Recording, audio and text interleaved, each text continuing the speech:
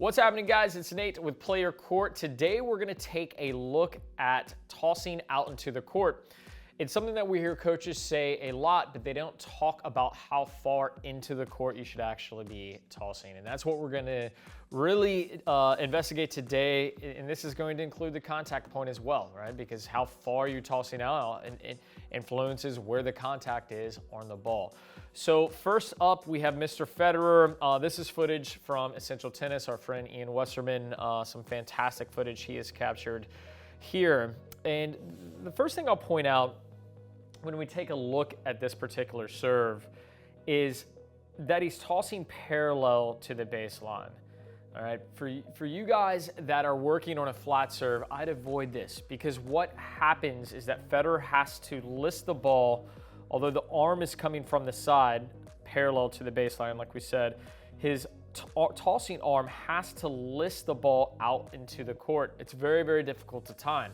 If you're not playing, 4 or 5 days a week, let me rephrase that. If you're not hitting serves 4 or 5 days a week, this is tough to keep in rhythm, to make it consistent. Now on a kick serve, it helps a ton because it helps get the ball back behind us, which enables for optimal performance on a kicker. But if you're hitting a flat serve, start with the arm out in front. But now that we've got that out of the way, let's talk about the toss and its in of itself. So as Federer releases the ball, you can see he releases pretty high, but for most pros, it's going to be eye level. Now, the reason this is important is the arm is going to continue up out of the toss. But right here, you can see that the toss is just barely in front of the tossing arm. So here, it's several inches in front of his foot, but it is going to list. It is going to start to move a little bit. So as the ball starts to list forward, it's going to go out of screen here for just a moment. And as it comes back down, I want you to see where it's at. If we draw a line from here all the way down, you're going to see that it's only maybe 4 inches out in front of him. All right, so showing you this on a different perspective. This footage here is from Tactical Tennis. Ironically, they used the same footage from Essential Tennis, but this does a really good job of showing you the contact point. I could have drawn, but I thought this was a really clean illustration with the black and white and the yellow. But the main takeaway from here is that your arm is extending up and only slightly forward. The ball, as you can see here, is only really somewhere between 4, maybe 6 inches away from the baseline, especially if you have thicker baselines. This is an Indian Wells, so the baseline's much thicker. So my guess is this is probably closer to 4 inches. The baseline is a little bit deceiving here. So let's go back to this particular footage here, and let's show the contact. And let's talk about where the arm is. So the arm fully extended. I mean, this is extremely important. We can see this line all the way up, the arm fully extended, and contact slightly out in front, but not, forget about the ball for a minute. I think a lot of times the misconception is that contact is being made, let me clean that up, is being made like this, well out in front. And what's gonna happen is if you're tossing the ball so far out into the court that you're making contact here, you're going to consistently hit the ball into the bottom of the net. All right, so when we back it up and we take a look at contact, this is why we say you're always swinging up to the ball. We'll see this here. As Roger comes around, he's swinging up to the ball. So the ascent to the ball is traveling underneath it. And as it meets the ball, it's flush. All right, now if Roger was 6'7", we know that's the height. Sports science has taught us that at 6'7", he could start getting more on top of the ball. But Roger's not. He's, I believe, 6'3". I'm 6'2". I've never hit down on the ball. It doesn't matter how high, or I could be standing on a box and I probably couldn't hit down on the ball. But here, he's swinging up to the ball and contact just out in front. Now, let me show you a different serve here. Let's jump to Nick Kyrgios here. Sorry, let me search that for just a second. Here we go.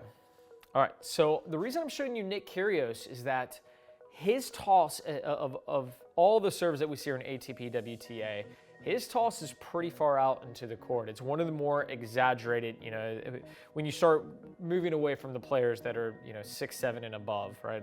This is not including the serve bots. But so even here with Nick Kyrgios, what's important to notice, he's still releasing the ball only with his arm fully extended. And from here, the ball will list a bit more exaggerated than what we see with Roger.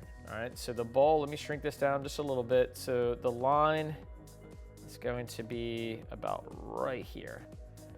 All right, so now taking a look at it here, he's got the ball quite a bit further in front. Where we were looking at Roger, we were saying 4 to 6 inches.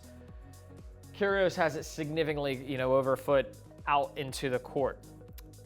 All right, so as we watch contact, this is the thing to follow though. Look where his contact is. It's still flush with the ball.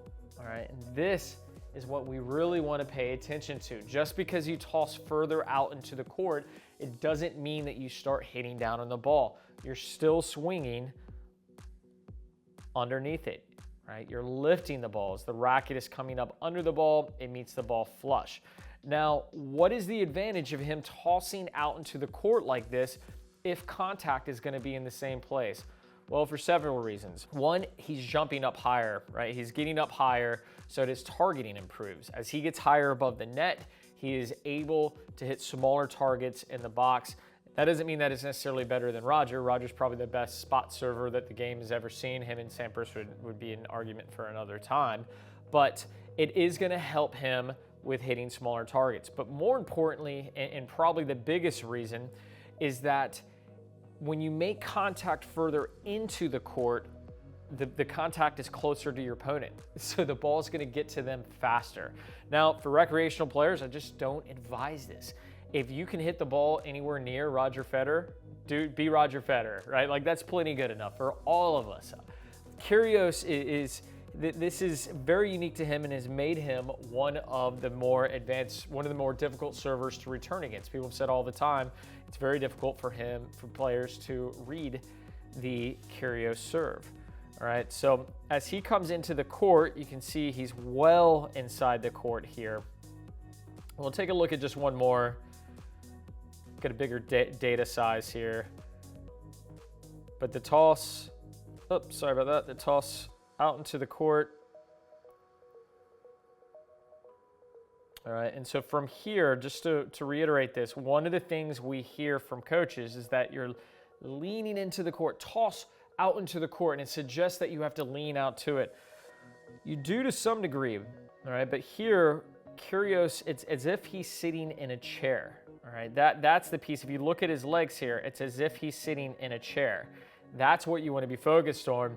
And you also want your energy. He wants his Celtics jersey going up to the ball and then out. So he goes up and then out to contact.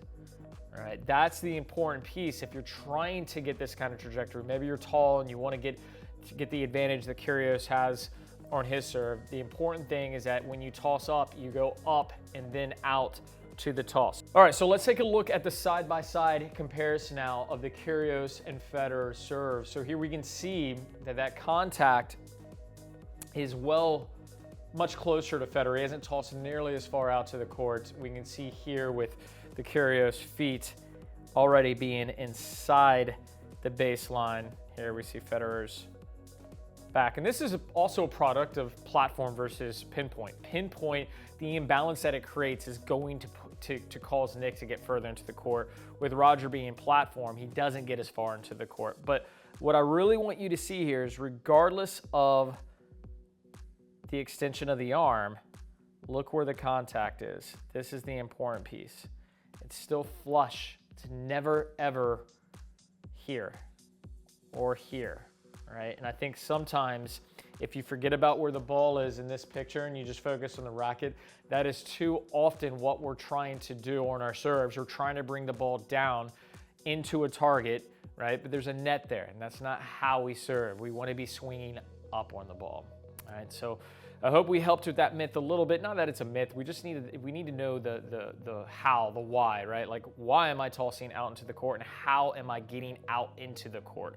And more importantly, how far should I be tossing into the court? So if I've left you with that question, I would say 4 to 6 inches.